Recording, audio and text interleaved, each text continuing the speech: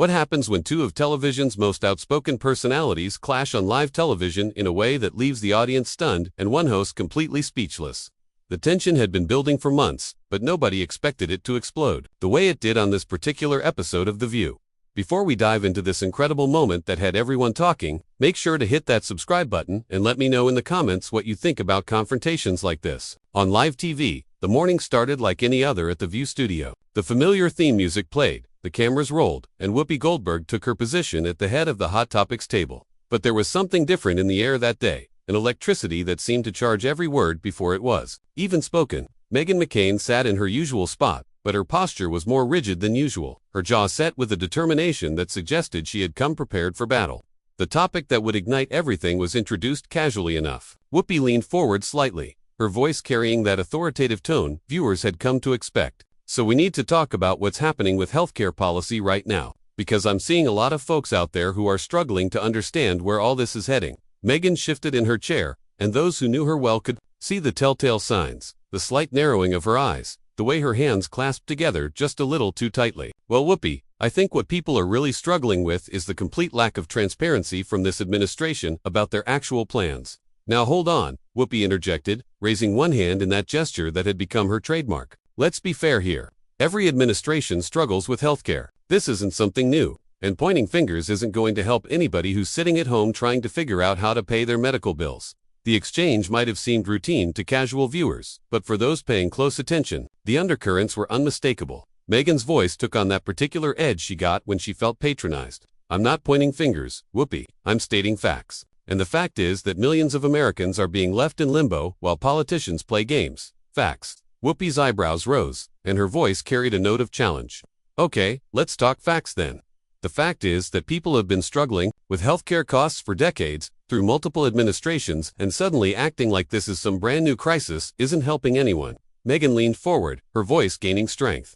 Nobody's acting like it's brand new, but what is new is the level of dysfunction we're seeing. When you have families choosing between medication and groceries, that's not politics. That's a humanitarian crisis. And you think the solution is what exactly? Whoopi's tone had shifted, becoming more direct, more challenging. Because I've heard a lot of criticism, but I'm not hearing many solutions. The tension in the studio was palpable now. The other co-hosts exchanged glances, sensing that this was heading somewhere beyond the typical spirited debate they were used to. Meghan's response came quickly, almost too quickly, as if she'd been waiting for exactly this opening. The solution starts with honest conversation. Whoopi, not shutting down legitimate concerns because they don't fit a particular narrative. Nobody's shutting down anything, Whoopi replied, her voice firm. But there's a difference between legitimate concerns and manufactured outrage designed to score political points. Manufactured outrage. Meghan's voice rose slightly, and viewers could see her face flush. Are you seriously suggesting that people's struggles with healthcare are manufactured? That's not what I said, and you know it. Whoopi's response was sharp, cutting through the studio air like a blade. What I'm saying is that some people seem more interested in using other people's pain to make political arguments than actually solving problems. The accusation hung in the air like smoke, thick and choking.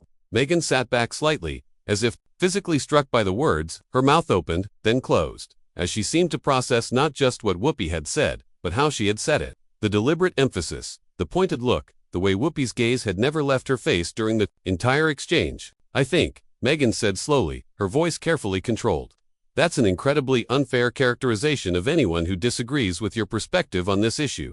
Is it? Whoopi leaned back in her chair, her expression unreadable. Because, from where I'm sitting, it seems like every conversation we try to have about actual solutions gets derailed by people who want to turn everything into a campaign speech. The studio audience was completely silent now, sensing that they were witnessing something beyond the usual debate.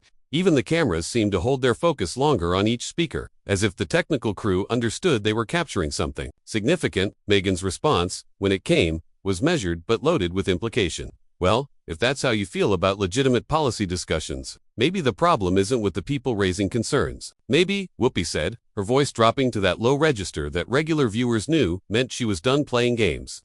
The problem is when those concerns get wrapped up in so much political theater that the actual people suffering get lost in all the noise. The words hit like a slap, and Meghan's reaction was immediate and visible. Her face flushed deeper, her hands tightened on the desk, and for a moment, she seemed to struggle with how to respond. The silence stretched just long enough to become uncomfortable, just long enough for everyone watching to understand that something fundamental had shifted in the dynamic.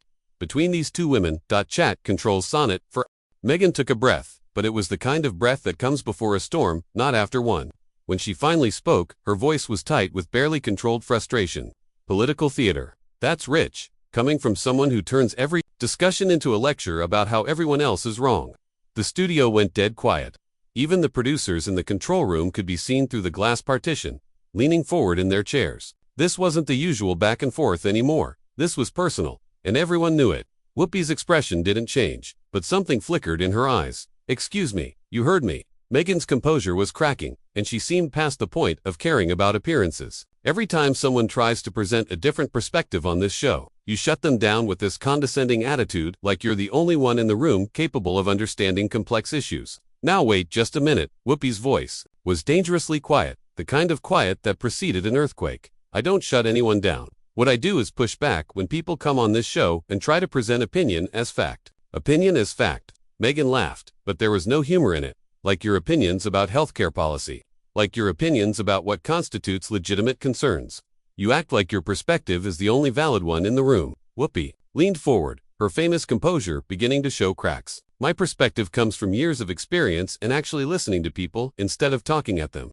"Oh please," Meghan shot back, her voice gaining strength and heat. "Don't talk to me about listening to people. You interrupt guests. You dismiss viewpoints that don't align with yours.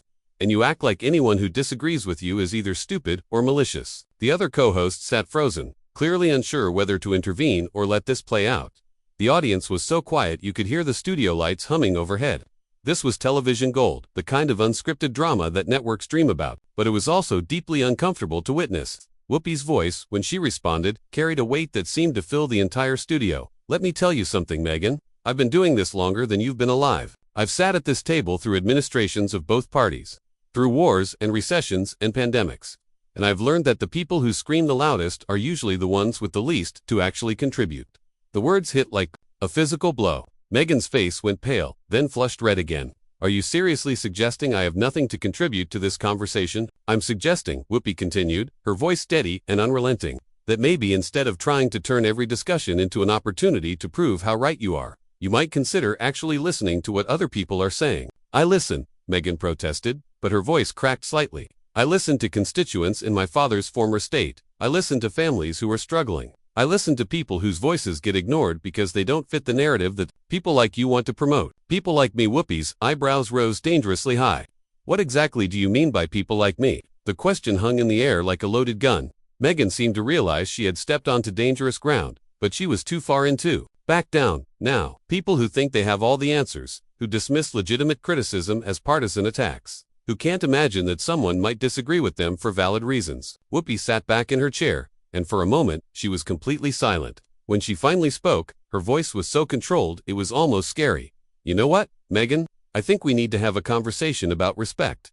"Respect?" Meghan's voice pitched higher. "You want to talk about respect? How about respecting the fact that I might actually know what I'm talking about? How about respecting the fact that I represent a perspective that millions of Americans share?"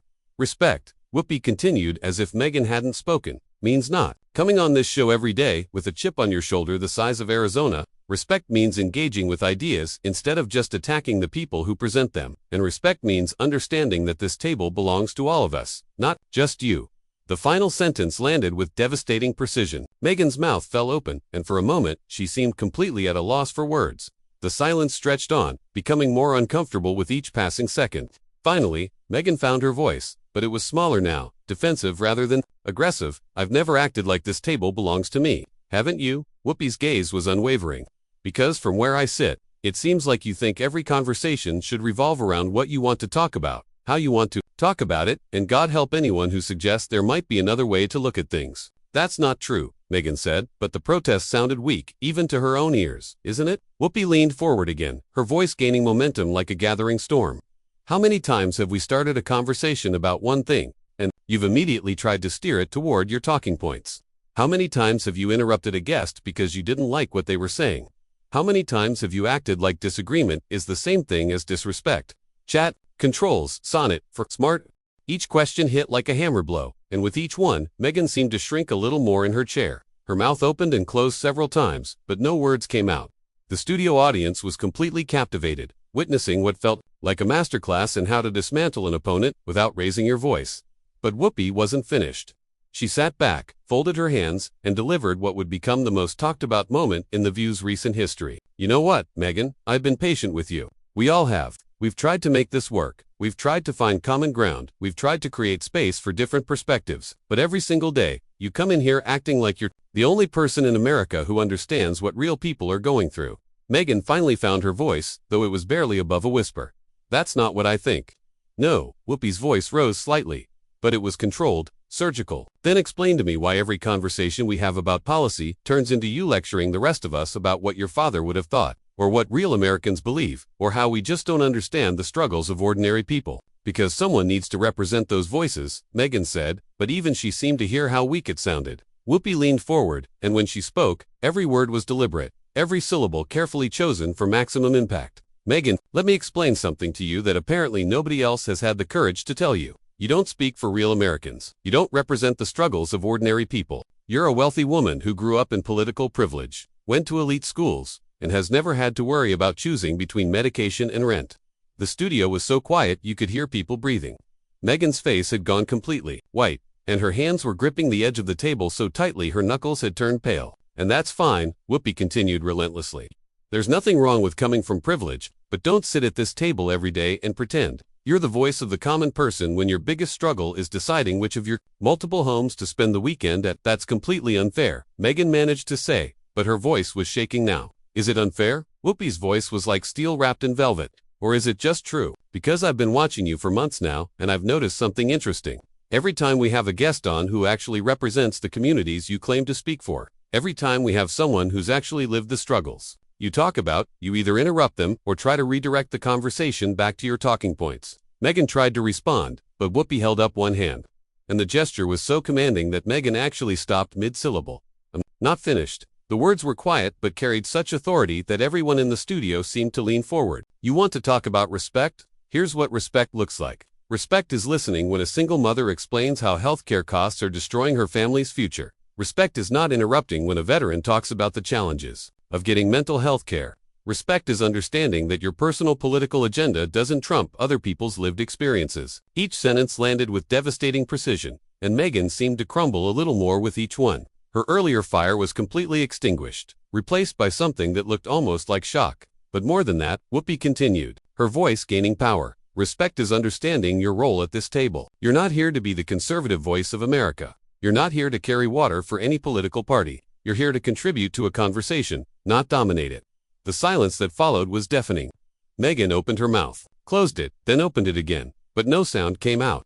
For the first time since she'd joined The View, she appeared to be completely speechless.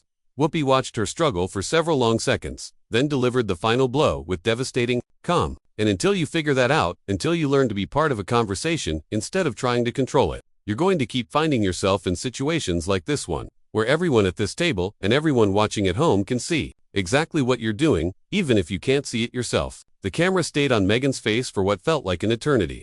She looked shell-shocked, her earlier confidence completely evaporated. When she finally managed to speak, her voice was barely audible.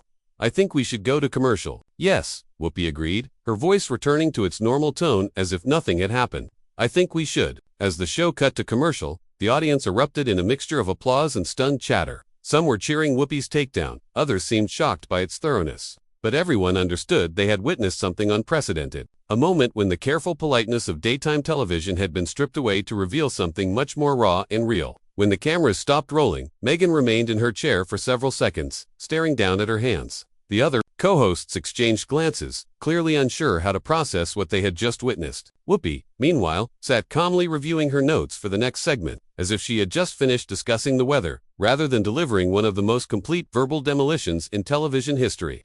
This was television at its most unguarded, a moment when all pretense fell away, and viewers got to see exactly what happens when someone finally says what everyone else in the room has been thinking. It was uncomfortable, it was shocking, and it was absolutely riveting television that left everyone talking for days afterward. What did you think of Whoopi's complete shutdown of Meghan McCain? Was she justified in her approach, or did she go too far? Let me know in the comments below. And don't forget to subscribe for more incredible moments like this one. Chat controls Sonnet for